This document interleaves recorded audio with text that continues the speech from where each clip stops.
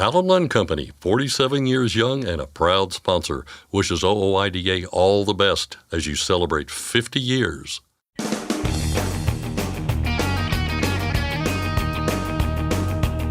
OOIDA, representing America's truckers since 1973, presents Landline Now with your host, Scott Thompson. As federal regulators move closer to proposed mandates of speed limiters and automatic emergency braking systems, trucking industry stakeholders are circling the wagons. We'll cover this week's new developments with Jamie Jones and Mark Schrimmer of Landline Magazine, along with a one-page report refuting the so-called driver shortage narrative, and more in a Landline Roundtable discussion. Then everyone has their own standard maintenance list for their truck, but some items are frequently overlooked and might get missed. Brian Martin of the Chrome Shop Mafia has some tips. After that, we welcome Abigail Huffman of the American Transportation Research Institute to the show. She'll tell us about their new survey dedicated to the recruitment and retention of female truck drivers. And we close things out with a preview of our Truckers for Troops telethon, which begins next week. All that and more coming up. But first, the news with Ashley Blackford. Thanks, Scott. $653 million has been allotted for strengthening the country's supply chain. Today, the U.S. Department of Transportation's Maritime Administration announced the funding will go to 41 port improvement projects across the nation. According to a release, the funding will help grow capacity and increase efficiency at coastal seaports, Great Lakes ports, and inland river ports. U.S. Secretary of Transportation Pete Buttigieg says these investments will help expand capacity and speed up the movement of goods through the ports, which will contribute to cleaner air and more good-paying jobs. The results are in from Arizona's three-day enforcement operation that happened last month along Interstate 40 in northern Arizona. The state's Department of Public Safety posted that inspectors stopped 639 commercial motor vehicles and conducted inspections to ensure compliance with state and federal motor carrier safety regulations. A total of 102 vehicles were placed out of service, 97 drivers were placed out of service, and 1,779 drivers and vehicle examination violations were noted. Among the most common violations were failure to properly secure loads, brakes out of adjustment, falsifying logbooks, and operating a CMV without a valid commercial driver's license. Wrong-way driving is a top concern among transportation officials in Michigan. Recently, Eric Kind, who is the Grand Region Engineer for Michigan's Department of Transportation, did an interview with the Talking Michigan Transportation podcast. He said in 2022 and this year, the region has seen an uptick in crashes and reported events associated with wrong-way driving. As for why that is, Kind had a few guesses. Colorado can be one of the most unique and challenging places to drive a truck.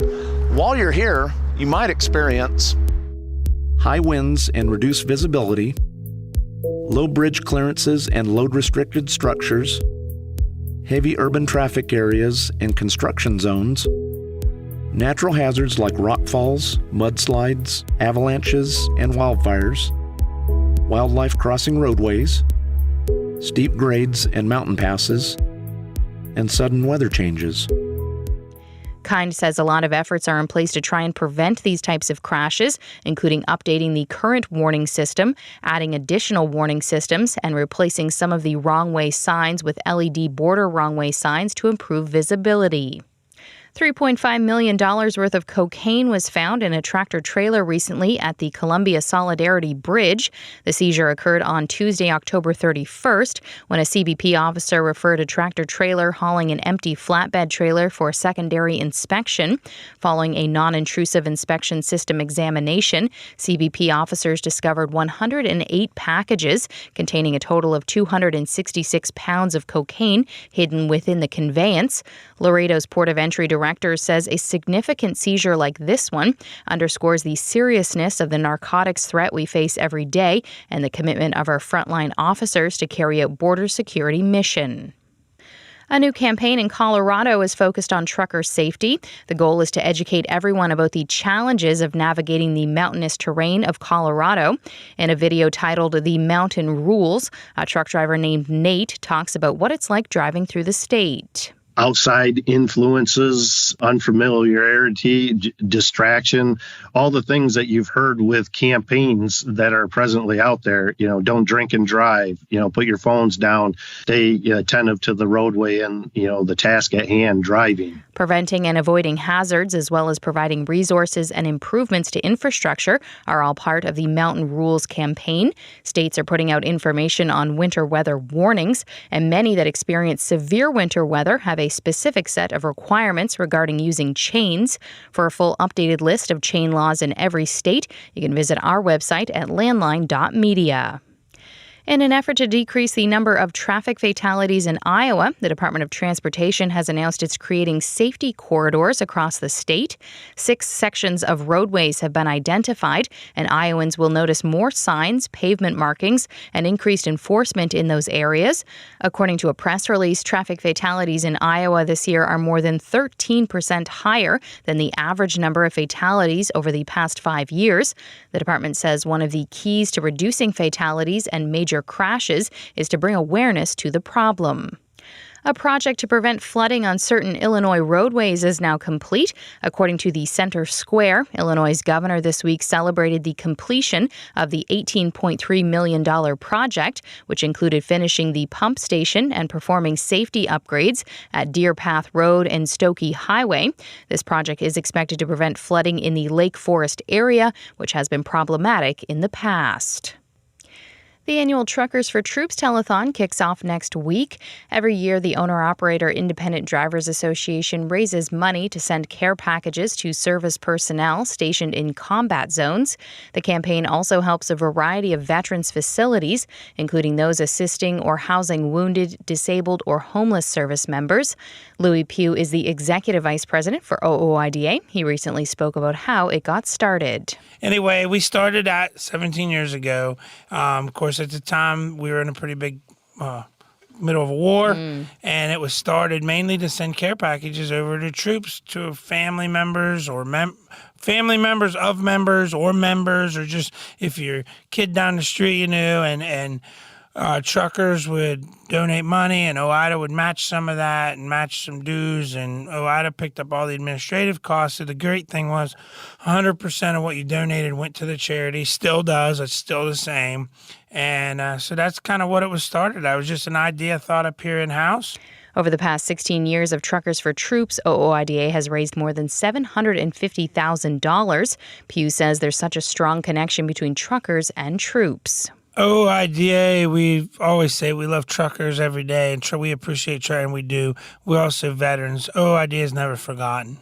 We have a flag out our building underneath our American flag that says never forget, and we have never forgotten. We never will forget when it comes to our veterans or our troops and the sacrifices that they have made. Just like, truckers make sacrifices every day, too, from their families and their friends. So it's definitely a good crossover, but thank God we're here. Thank God we have veterans. We have the greatest country in the world, and that's because of the greatest people that were willing to take that sacrifice to keep it great. The campaign kicks off on Monday and will go until November 19th.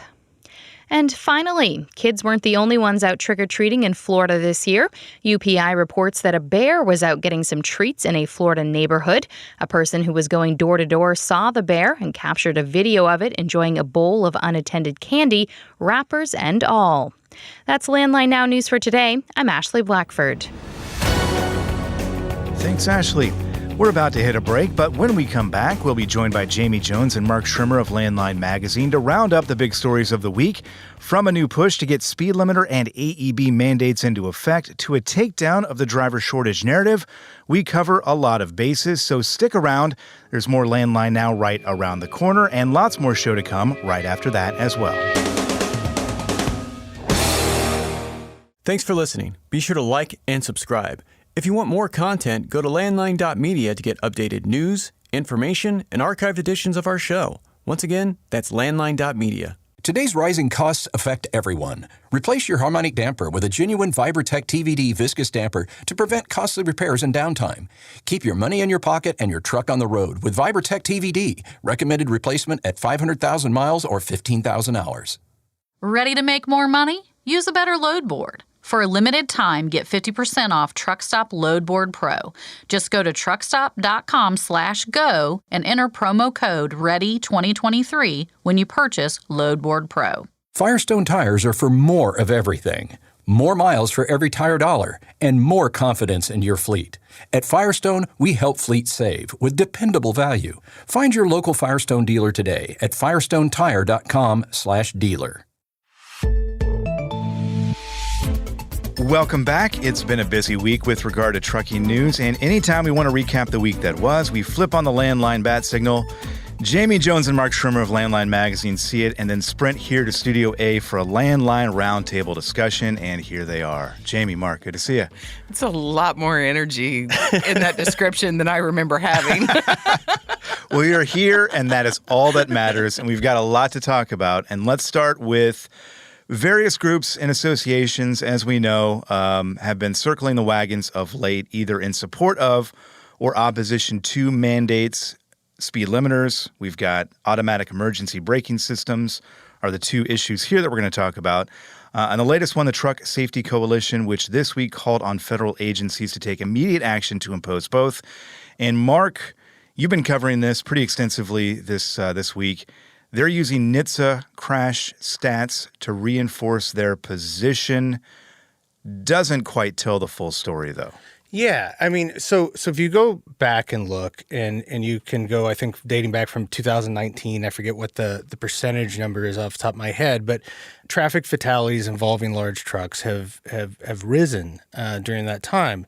And so the solution, always from safety groups and proponents of these type of measures, is that, okay, more regulation, more technology. That's what they've done. On the trucks. Yeah, on the trucks. Yeah. And not the passenger vehicles. And the focus is always on the trucks, even though the data will tell you that most of the crashes are actually at fault from the passenger vehicle drivers.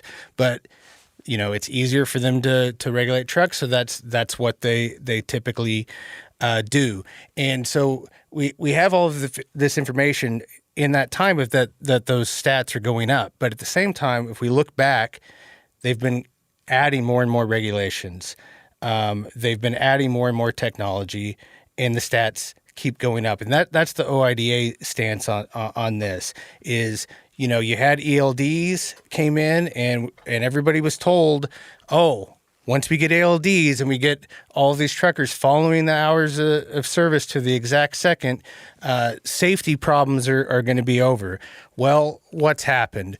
OIDA told you that it's going to cause more pressure on the drivers, and it's actually going to be a safety deterrent, and things have gone up. And the safety groups, they still want to just say, okay, well, let's keep going down this path. We'll find the next new trendy technology thing, the next trendy idea for regulation, and we'll enforce more. It's about time we just listen to the truck drivers that are actually out there. They don't want to crash. They don't want to be involved in these things. They want safety as much as anybody. Let's listen to them and, go for that direction because the other way has not worked. No, not at all. And I mean, the harsh reality is that all of this technology is just reducing pay. And when you have company drivers whose livelihoods are on the line and you start reducing their pay with slower trucks, fewer hours, less flexibility, all these things, that turns into a safety issue. And it's something that we just can't seem to get the agency to really hook into that particular line of thinking, that money does play into safety. If you paid them by the hour, everybody'd slow down, there wouldn't be a problem. Well, and not just a safety issue, too, a retention issue, because you keep putting these mandates into effect, and you're going to have experienced drivers who say, you know what, I've had enough. I'm not going to do this anymore. Yeah. And then that churn continues, and you keep getting inexperienced drivers on the road, which, guess what, leads to less safe roads. Yeah, and a few months ago, we had FMCSA Administrator Robin Hutchison. I believe it was at the Lease Purchase Safety Advisory Committee meeting. She gave some opening comments, and at that time, she was pointing to that we have data that experienced drivers are safer drivers, and that we need to do everything we can to keep drivers in the industry. Meanwhile, they are pushing, going 100 miles an hour toward regulations, speed limiters. We had more than 15,000 comments on the first notice, most of them from drivers saying that they were opposed to it. Many drivers saying, if this goes through, I'm out of the industry. We're the same sort of thing with automatic emergency braking systems. We've had drivers that used to be company drivers that had that technology, have had some, really, bad experiences with that technology. If this goes through and they're forced to have that tech on their truck, they say they get out of the industry. So they're really kind of speaking that they seem to understand that this experience safety connection, yet they're driving, good experienced truck drivers out of the industry through more technology, more mandates. Fortunately, we've got Congress, though, that's literally attempting to tap the brakes on the speed limiter, the possibility of a speed limiter mandate with the Drive Act. Yep. Yeah. And I think that's important to note that is going to be the most effective way to put a firm pin in this particular issue, because once Congress acts, they tend to not unring that bell. So if we could get a prohibition passed through Congress and get more lawmakers signing on with the Drive Act and prevent a speed limiter mandate from moving forward with FMCSA, the chances of that getting reversed anytime in the near future is slim and none. Yeah. Sure. One thing I'll say real quick, with the safety groups, I do think a lot of times their intentions are good. I think if you're just looking at this on a surface level and go, okay, slower trucks, that would be safer, and that seems to make sense until you really go into the data and you start thinking about speed differentials and all of these things. But, one of the things I was looking at just recently, I saw in an article where ATA was saying that more than 75% of their trucks right now are speed limited. And that's all basically most of your large fleet trucks out there. Mm-hmm. That means they already have had these devices, and they've had these devices for decades. Back to, I think, 1993 was the year that they used in the article. I'm sorry to tell you, those trucks are still crashing. Mm-hmm. They're still getting speeding tickets. They're still getting speeding tickets. Yeah. So just because that they might be set to only go 65 or 70 miles an hour, that doesn't mean they're not speeding through a construction zone, 55 mile an hour. You're being generous, because most of those big fleets are set at 63, because I've been stuck behind them way too much. I can assure you it's 63. Yep. but I mean, no road rage here. But even if that's low, that doesn't mean they're not going 63 through that 45 mile an hour zone, exactly. or to make up time or what have you. And so it hasn't worked with them. You already have your pilot program, because they've been doing it for decades, and it hasn't been helping. So why would we say, make every truck do it now? Just a reminder here, I mentioned circling the wagons. I think this is also an indication that we're getting close to whatever this is going to be, right? FMCSA is set to unveil a proposal to mandate speed limiters on heavy trucks, or most heavy trucks, in December. The automatic emergency braking systems, that is supposed to come in April, the final rule then. I think so, yeah. We'll keep those on our radars, obviously. But again, I think we're seeing signs here that we are getting close to whatever shape this does take down the line here. I want to get back to something that we had mentioned earlier, talking about safety, talking about retention. OOIDA Foundation put out a one-page report this week in direct response to this narrative that we keep hearing time and time again for decades now, mostly from ATA, about I'm using air quotes here, a driver shortage.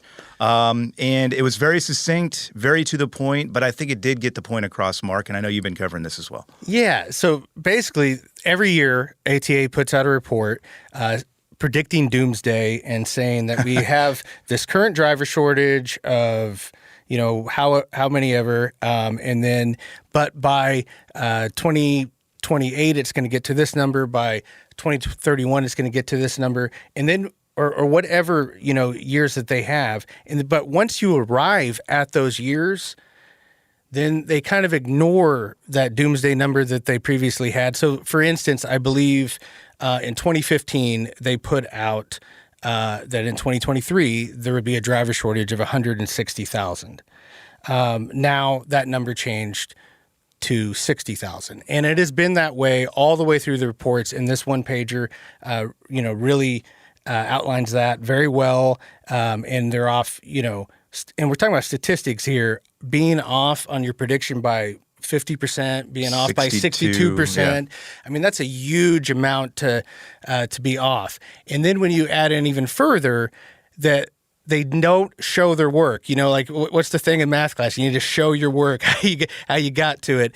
They're not doing that in any of this, but this narrative that they've been able to pull off for years and years and years is affecting many members of Congress thinking, oh man, there's a driver shortage, so that means we need to influence these different policy decisions based off of that. Right.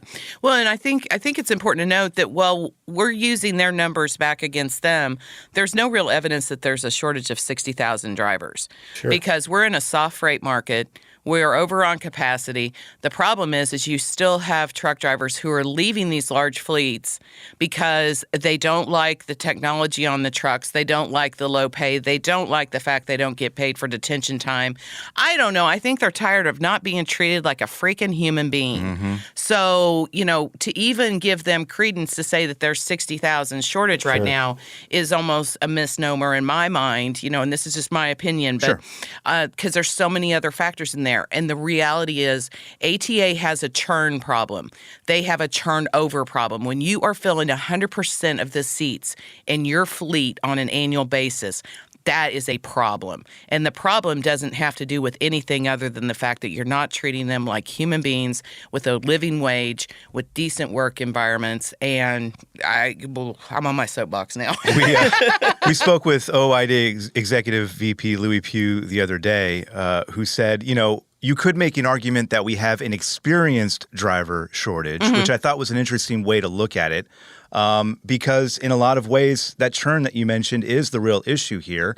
And everything we've been talking about today is just piled into this one big conversation about, as you said, treating people with respect, paying them what they are supposed to be paid for the time they work, detention time, and such, so on and so forth. And speaking of detention time too, FMCSA wants to study this issue, right?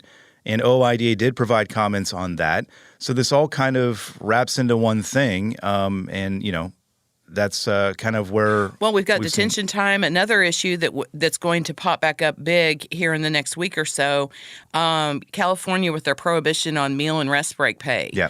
And FMCSA doubled down and said, that's right, we don't have to pay for that. Big motor carriers don't have to pay for that. And now they've backed off of that to a certain extent.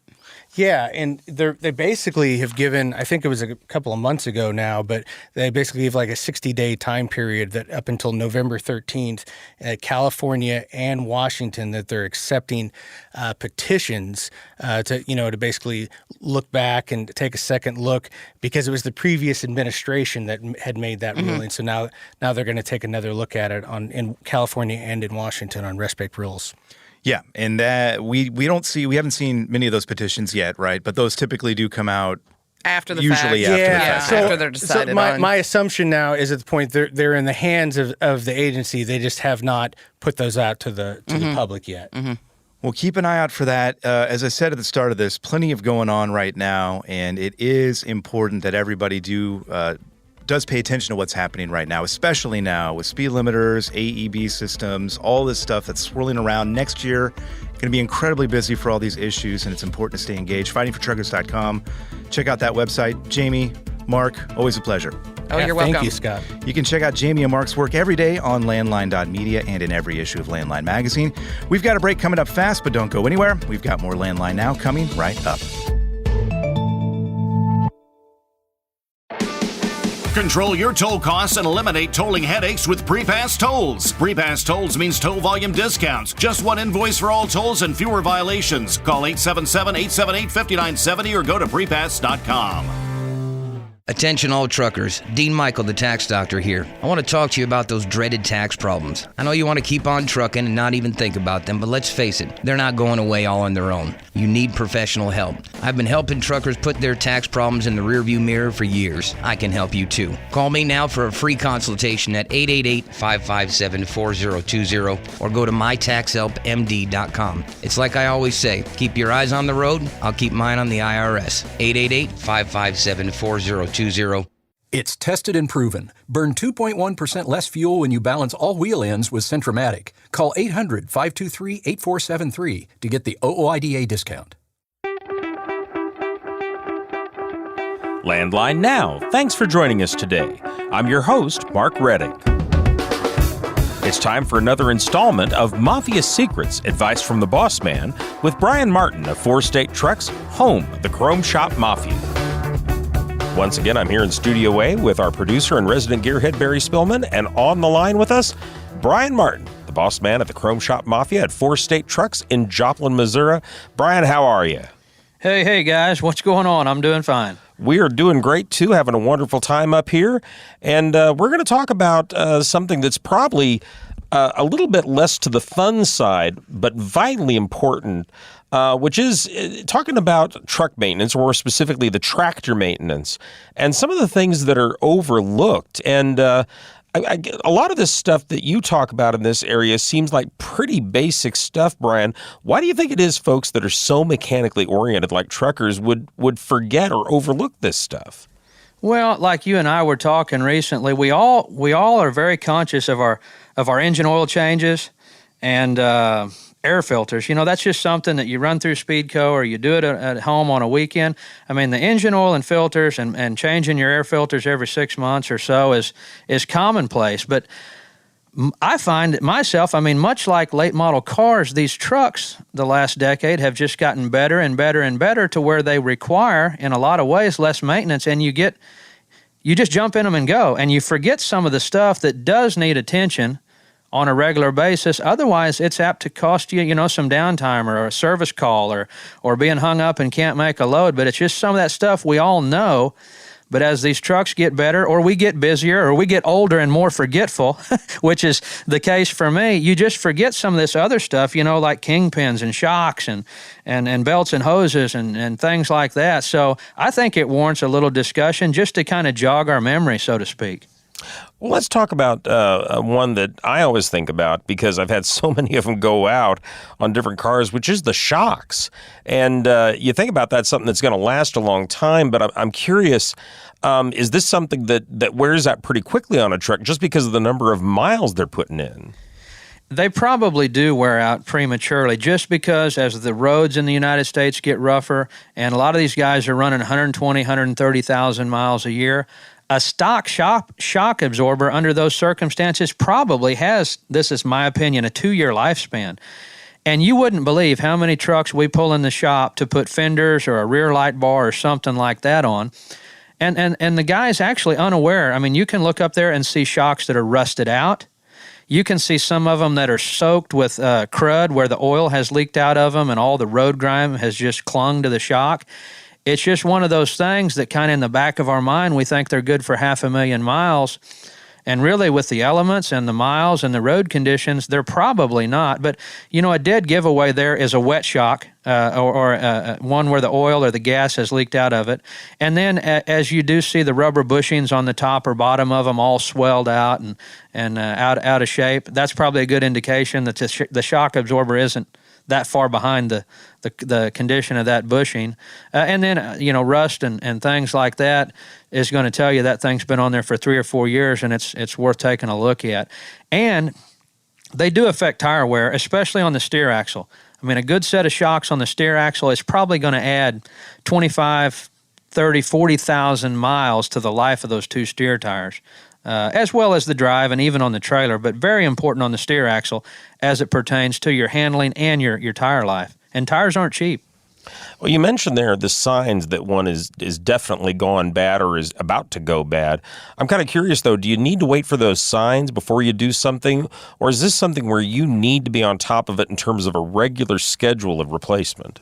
Well, I would try to, I'm not I don't know what the official ruling is on the lifespan of those, but it's something I would, even on moderate conditions, if you're driving a dedicated route and it's almost all on highway and it's in the southern half of the U.S. where you don't see a lot of snow and ice in winter, I would still try to take a look at it, every 250,000 miles probably, have it looked at by your shop, or you can even to a certain extent take them off and see how easily they collapse and retract. And if there's not a lot of resistance there, boys, it's time. It's time. There are a lot of performance shocks available, like Road King and even Gabriel, I think. Road Leveler, they make some more of a heavy-duty type shock. But I'm going to say, my opinion once again, 250, 300,000 miles, if you don't see any signs, it's probably worth a closer look. I don't want to go too far off topic with shocks, but what about cab shocks and sleeper shocks? Oh yeah, same way. I mean, they're serving the same function as the chassis shocks, except you probably appreciate them more when they are working. They're usually a lower cost. Where a suspension shock might be around $85 to $100. This little shock's probably $40 to $60. So I'd say every other year on those. I'd put a set on, I sure would. One thing you've got on your list here that you sent us, Brian, is transmission and differential oil. And I know with cars, I run into people that don't even know how to check their transmission fluid. It seems to be a forgotten thing. But I'm curious here. You always hear that alleged wisdom, never change the transmission fluid in your car. And I'm always a little bit suspicious of that. I'm kind of curious with the big trucks. It seems like, again, with the heavy wear, that'd be something you'd want to be doing. What are the kind of things you should be thinking about in that area?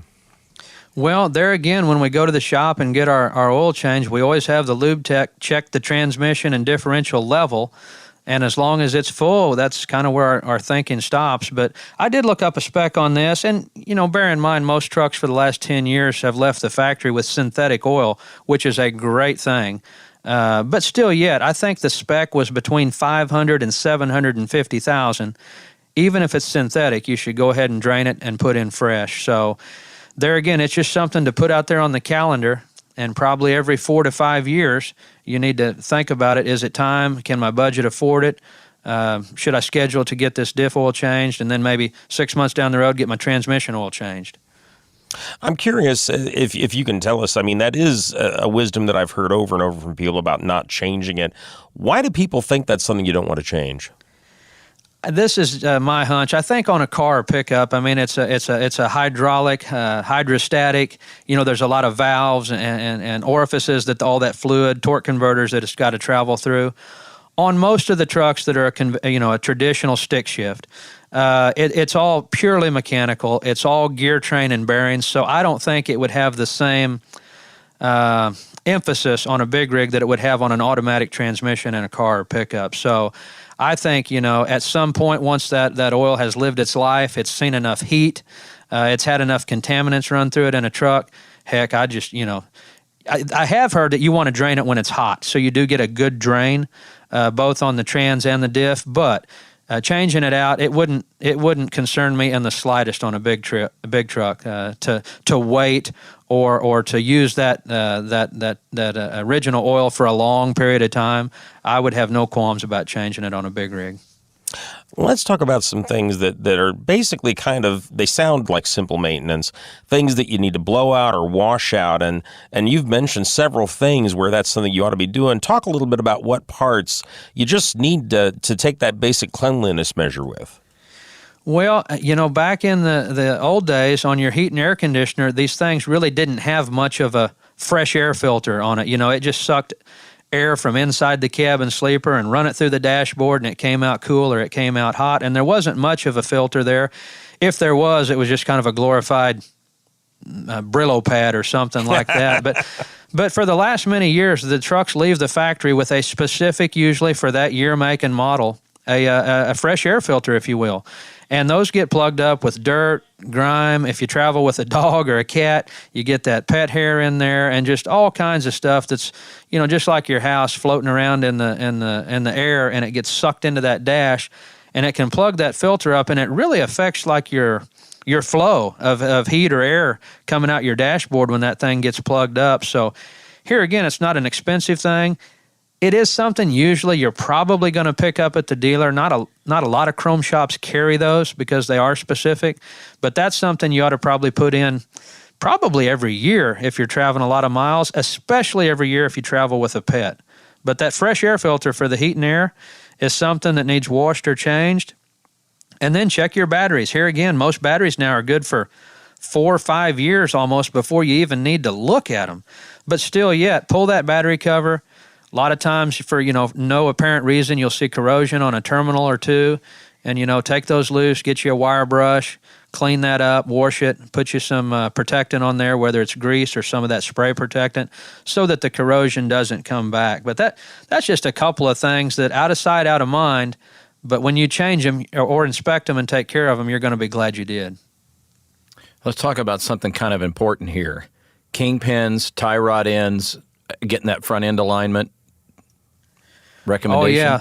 Oh, yeah. There you go. You go and you get the oil change, you get your brakes checked, and you kind of get DOT'd. But I try to about every fourth service, I make them lift the front axle up off the ground, put a jack in the center, raise both steer tires up off the ground, and, shake them. How's all my ball joints, tie rod ends, steering links, kingpins, wheel bearings? You can kind of shake that and have somebody watching underneath there to see any kind of movement, where it's coming from. And if you got a problem there, obviously it's going to affect handling. Obviously it's going to affect tire wear. If you got wheel bearings out of spec, or you got tie rod ends to where that tire's kind of jerking back and forth as you're barreling down the highway. So that's something to keep in mind. There again, trucks get better and better and go longer and longer between services and parts replacements. So this is probably something on a new truck that you may not even have to worry about with proper maintenance for 700,000, 800,000, 900,000 miles. But it's something I would think you'd want to check every fourth, fifth, or sixth oil change just to make sure, everything's safe, everything's in good shape. If you're feeling anything at the steering wheel when you're cruising down the highway, if that thing's kind of quivering or having any movement at all, you've probably got a steering knuckle or a tie rod end or something that's a little loose. So that's something you want to take a peek at from time to time before it does turn into a problem. Well, Brian, we've got about a minute left here, and there's one thing I especially wanted to make sure we get in, and that's belts, because it seems like these days that there's a lot more pressure on those belts, and you have a lot more of the serpentine out there.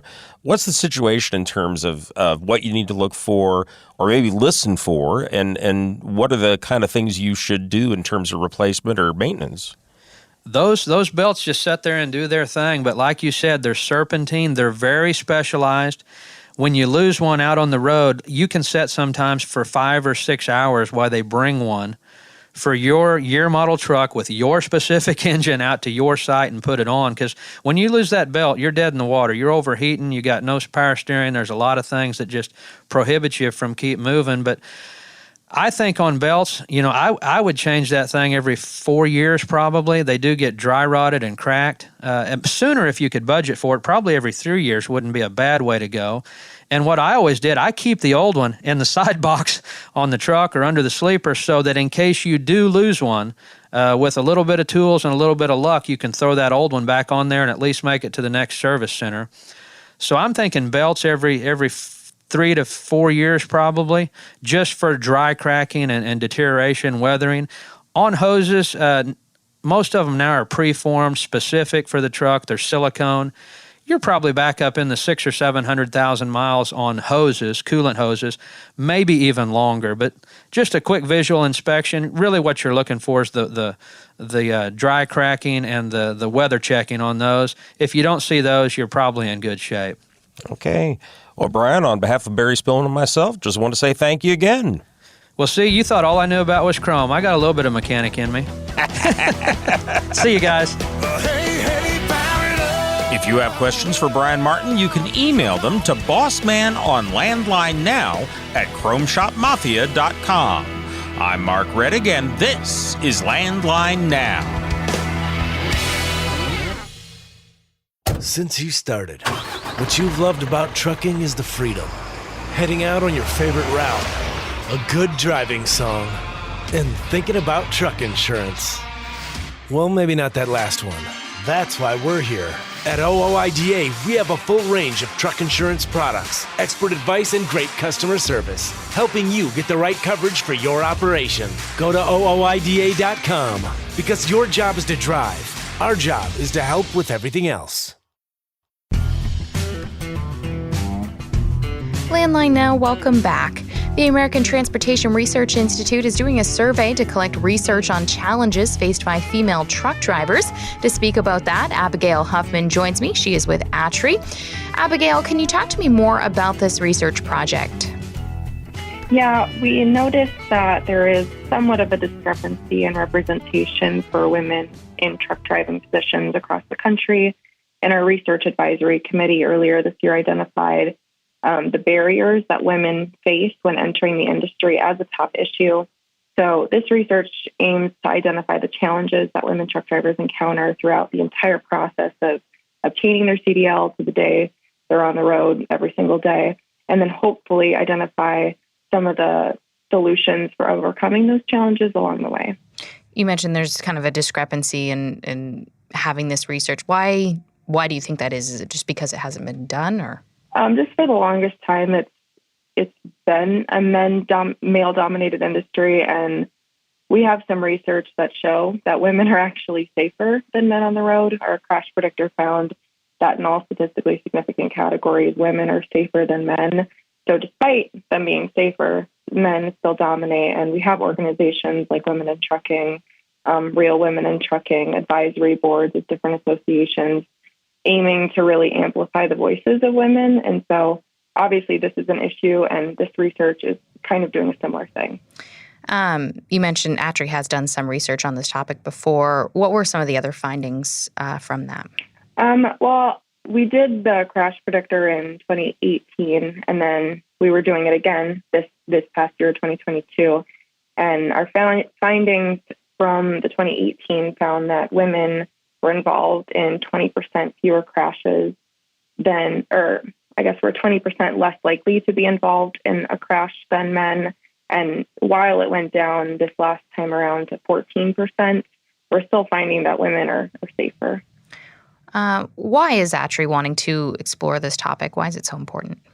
Well, first off, our research advisory committee identified it as an issue, and then our research advisory committee is made up of industry personnel. So we have motor carriers, both large, small, medium. We've got insurance, law enforcement. We actually have a WIDA on there as well. And so we tackle the research that our RAC identifies, and to know that our research advisory committee deems this as a very important research topic. It aligns also with just a lot of initiatives that do exist in the industry. So I guess I wasn't really that surprised to see it as an issue that people want to understand a little bit more. What will be some of the key components of the research? We have several surveys lined up. We're going to do a motor carrier survey, a truck driver survey. We'll do some interviews with some executives at motor carriers as well as truck driver training schools. And then we're going to do a focus group with some women truck drivers later on in the research process when we have some findings. And that's hopefully where we'll dig in deep and really close out the research and tie up all loose ends, identify those solutions, and wrap up those challenges as well. What's kind of the timeline for this?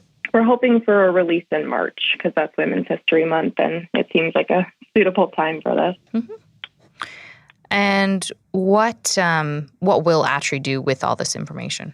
Just like, I guess, all of our research, we just hope that people in the industry take a look at it, they understand it, and they can implement some of the findings that we do have. And you mentioned a few of the people and groups you want to talk to.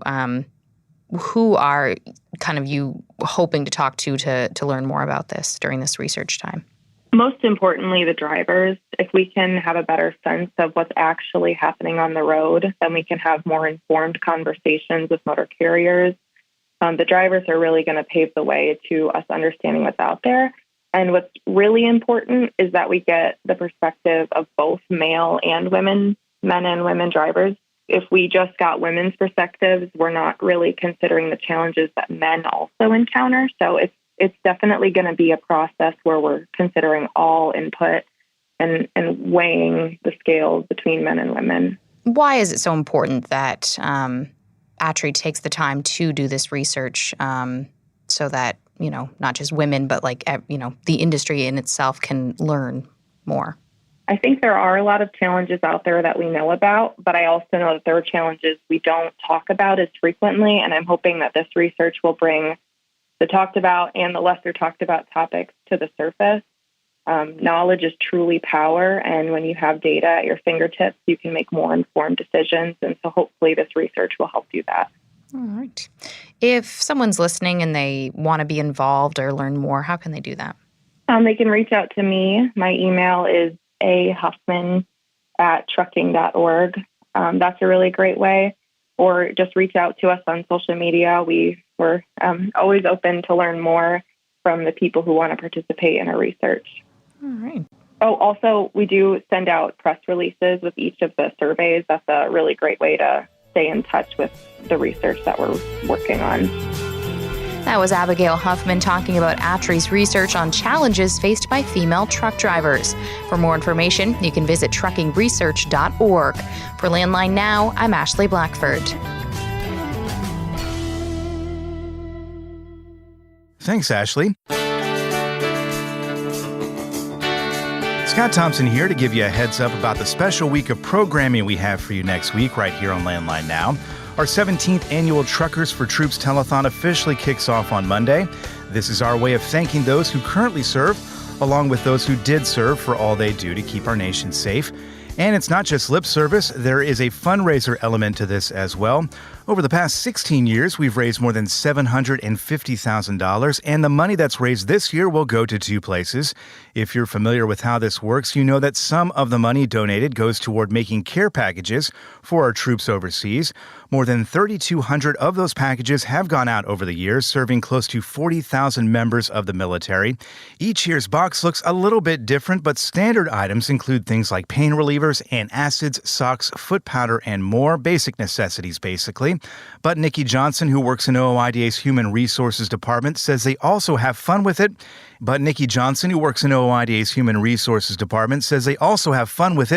And points out that some items get used in unexpected ways. By far, our boxes, we always get great feedback on the amount of items in the box and how useful the boxes are. It's been some great stories, some things that we've sent. I mean, we've sent sidewalk chalk, and they've used that to mark areas that they've been in to show other military that they've already checked this building out. Something else that's been fun, we've sent a silly string, and they've had silly string wars, and that's been great fun.